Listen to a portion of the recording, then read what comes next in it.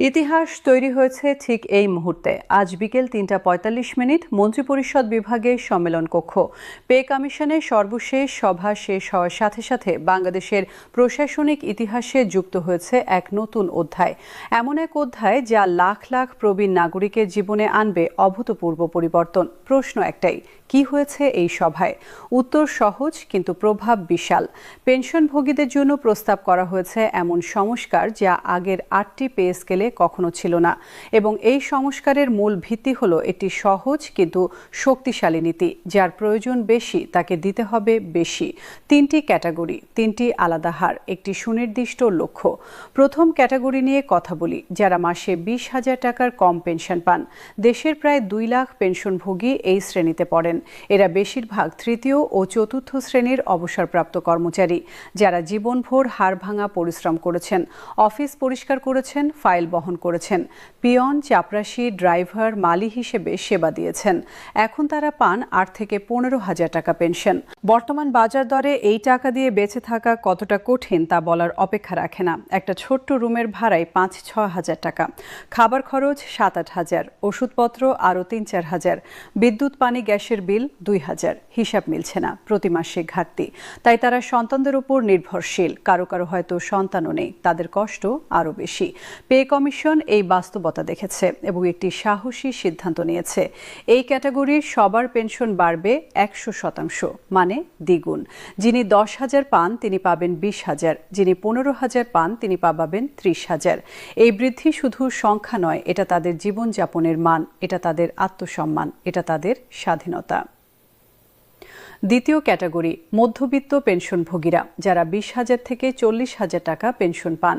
এদের সংখ্যা প্রায় ২,৫০,০০০। এরা সাধারণত দ্বিতীয় ও তৃতীয় শ্রেণীর অবসরপ্রাপ্ত কর্মকর্তা, শিক্ষক, সহকারী, অফিস সহায়ক, নিম্ন পদের কর্মকর্তা, যারা মধ্যবিত্ত জীবনযাপন করতে অভ্যস্ত। তাদের খরচের ধরনও ভিন্ন। তারা একটু ভালোবাসায় থাকতে চান।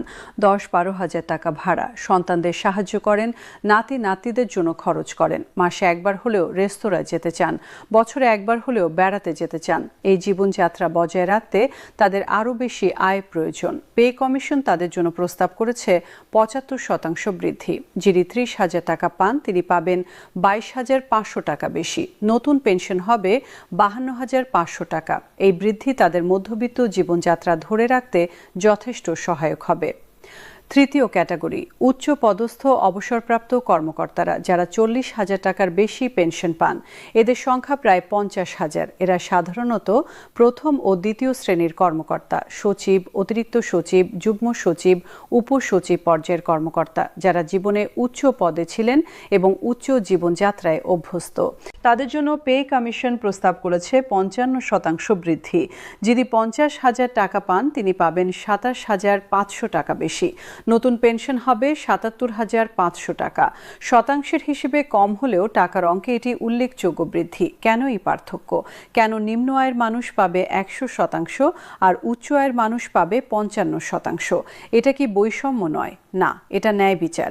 কারণ যার ৮,০০০ টাকা পেনশন তার জন্য ৮,০০০ টাকা বৃদ্ধি মানে বেঁচে থাকার সুযোগ। আর যার ৫০,০০০ টাকা পেনশন তার জন্য ২৫,০০০ টাকা বৃদ্ধি মানে জীবনযাত্রার মান আরও উন্নত করা। দুটোই গুরুত্বপূর্ণ, কিন্তু প্রয়োজনের তীব্রতা ভিন্ন। পে কমিশন এই সূক্ষ্মতা বুঝেছে এবং সেই অনুযায়ী সুপারিশ করেছে। এটাকে বলে প্রগতিশীল সংস্কার, যেখানে ধনী দরিদ্রের ব্যবধান কমানো হয়, যেখানে দুর্বলকে শক্তিশালী করা হয়, যেখানে ন্যায় বিচার প্রতিষ্ঠা করা হয়।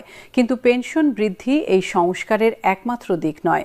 আরেকটি অত্যন্ত গুরুত্বপূর্ণ দিক হলো চিকিৎসা ভাতা, এবং এই ক্ষেত্রে পে কমিশন যে সুপারিশ করেছে তা আক্ষরিক অর্থেই জীবন বাঁচাতে পারে। বার্ধক্যে মানুষের সবচেয়ে বড় সমস্যা কি? স্বাস্থ্য। ৫০-এর পর থেকেই শরীরে নানা সমস্যা দেখা দেয়। ৬০-এর পর তা আরও বাড়ে। ৭০ পেরোলে তো প্রায় প্রতিদিনই কোনো না কোনো অসুখ লেগে থাকে।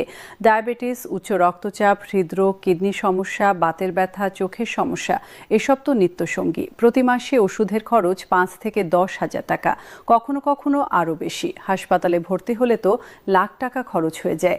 কিন্তু বর্তমানে পেনশনভোগীরা চিকিৎসা ভাতা পান কত? মাত্র 2 থেকে 3,000 টাকা, কোথাও কোথাও আরও কম।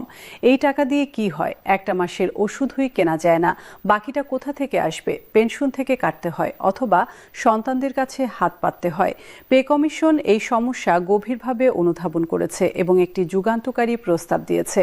চিকিৎসা ভাতাও হবে বয়স ভিত্তিক। যাদের বয়স 75 বছর বা তার বেশি তারা পাবেন মাসিক 10,000 টাকা চিকিৎসা ভাতা, আর যাদের বয়স 55-এর কম বা যারা পারিবারিক পেনশন পান তারা পাবেন 5,000 টাকা।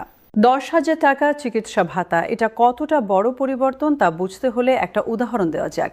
একজন 75 বছর বয়সী মানুষ, তার ডায়াবেটিসের ওষুধ লাগে মাসে 2,000 টাকা, উচ্চ রক্তচাপের ওষুধ 1,500 টাকা, হৃদরোগের ওষুধ 3,000 টাকা, বাতের ব্যথার জন্য 1,000 টাকা, চোখের ড্রপ 500 টাকা, ভিটামিন ও সাপ্লিমেন্ট 500 টাকা, মোট 8,500 টাকা।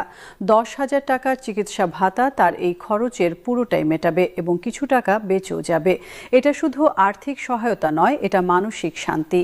একজন বয়স্ক মানুষ যখন জানেন যে তার ওষুধের খরচের ব্যবস্থা আছে, তখন তার মানসিক চাপ কমে, তিনি নিশ্চিন্তে চিকিৎসা নিতে পারেন, অসুখ বাড়ার আগেই ডাক্তার দেখাতে পারেন, জীবনযাত্রার মান উন্নত হয়। এই সংস্কারের আরেকটি গুরুত্বপূর্ণ দিক হলো এর সামাজিক প্রভাব। যখন রাষ্ট্র তার প্রবীণ নাগরিকদের দেখভাল করে তখন সমাজে একটা বার্তা যায়। সেই বার্তা হলো বয়স্ক মানুষরা আমাদের সম্পদ, তারা উপেক্ষণীয় নন, তাদের সম্মান করতে হবে, তাদের যত্ন নিতে হবে। এই মূল্যবোধ যখন রাষ্ট্রীয়ভাবে প্রতিষ্ঠিত হয় তখন পরিবারেও তা ছড়িয়ে পড়ে। আর কর্মরত কর্মচারীদের জন্য এটা একটা আশ্বাস। তারা যখন দেখেন যে তাদের সিনিয়ররা অবসরে গিয়ে ভালো আছেন তখন তারা নিশ্চিন্ত হন, তারা বুঝেন যে তাদের ভবিষ্যৎ সুরক্ষিত। এতে তাদের কাজের প্রতি আগ্রহ বাড়ে, দুর্নীতির প্রলোভন কমে, কারণ তারা জানেন বার্ধক্যে তাদের দেখভাল হবে। অর্থনৈতিক প্রভাবও উল্লেখযোগ্য। দেশে প্রায় 5 লাখ পেনশনভোগী আছেন। তাদের পেনশন যদি গড়ে 10,000 টাকা করেও বাড়ে তাহলে মাসে 500 করোড় টাকা বাজারে আসবে, বছরে 6,000 করোড় টাকা। এই টাকা কিন্তু ব্যাংকে পড়ে থাকবে না, এই টাকা খরচ হবে, পণ্য কেনা হবে, সেবা নেওয়া হবে, ওষুধ কেনা হবে, চিকিৎসা সেবা নেওয়া হবে, বাজারে চাহিদা বাড়বে, ব্যবসা ব্যবসায়ীরা লাভবান হবেন, সরকারের রাজস্ব আদায় বাড়বে, অর্থনীতি গতিশীল হবে। এখন প্রশ্ন হচ্ছে কবে বাস্তবায়িত হবে এই সুপারিশ? পে কমিশন তাদের কাজ শেষ করেছে, এখন তো তারা যাচ্ছেন প্রধান উপদেষ্টার কাছে এই রিপোর্ট হস্তান্তর করতে। প্রধান উপদেষ্টা রিপোর্ট পর্যালোচনা করবেন, তারপর মন্ত্রিসভায় পাঠাবেন। মন্ত্রিসভা অনুমোদন দিলে গ্যাজেট প্রকাশিত হবে। সাধারণত এই পুরো প্রক্রিয়া 3 থেকে 4 সপ্তাহ সময় নেয়। তবে অনেক বিশ্লেষক মনে করছেন এবার হয়তো দ্রুত হবে, কারণ এটা জনকল্যাণমূলক সিদ্ধান্ত, এতে কোনো বিতর্ক নেই, সবাই এটা চায়, তাই সরকার হয়তো দ্রুত অনুমোদন দেবে। ফেব্রুয়ারির মধ্যেই গেজেট আসতে পারে, তাহলে মার্চ মাস থেকে নতুন পেনশন পাওয়া শুরু হবে। এই অপেক্ষার সময়টা পেনশনভোগীদের জন্য আনন্দের, কারণ তারা জানেন পরিবর্তন আসছে, তাদের জীবন বদলাবে। তারা স্বপ্ন দেখছেন নতুন জীবনের, যে জীবনে তাদের আর্থিক নিরাপত্তা আছে, সম্মান আছে, স্বাধীনতা আছে। সেই দিন আর বেশি দূরে নয়, হয়তো কয়েক সপ্তাহের ব্যাপার। এবং সেই দিন যখন আসবে তখন বাংলাদেশের পেনশনভোগীরা বলবেন, নবম পে স্কেল আমাদের জীবন বদলে দিয়েছে, এবং তারা ঠিকই বলবেন। One more script but different.